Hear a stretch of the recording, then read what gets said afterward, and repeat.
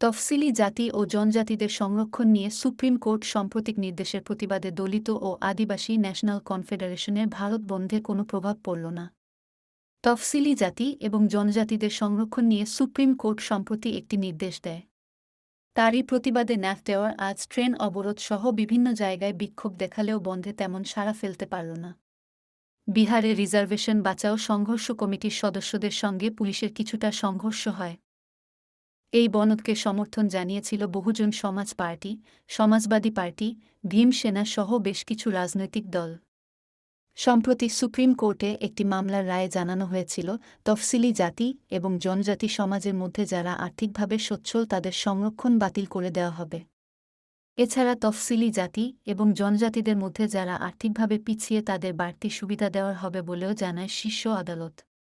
জনজাতি উপজাতিদের সংরক্ষণে উচ্চবিত্ত ও পিছিয়ে পড়া শ্রেণীর মধ্যে বিভাজন করা হয়েছে বলে দাবি করে National Confederation of Dalit and Adivasi সংস্থা। এই শ্রেণীবিভাজন জনজাতি ও উপজাতিদের সাংবিধানিক অধিকার খর্ব করেছে বলেও দাবি করে তারা। জনজাতি উপজাতিদের সংরক্ষণের জন্য সংসদে একটি নতুন আইন আনার দাবিও করে National Confederation of Dalit and Adivasi সংস্থা। দেশ জুড়ে বিভিন্ন দপ্তরে থাকা সংরক্ষিত শূন্যপদগুলি পূরণের পাশাপাশি তফসিলি জাতি, জনজাতি এবং অনগ্রসর জাতির জন্য ন্যায়বিচার এবং সমতা রক্ষারও দাবি জানানো হয়। বেসরকারি প্রতিষ্ঠানগুলি যাতে তফসিলি জাতি, জনজাতি এবং অনগ্রসর জাতির জন্য কিছু পদ সংরক্ষণ করারও দাবি জানায় তারা।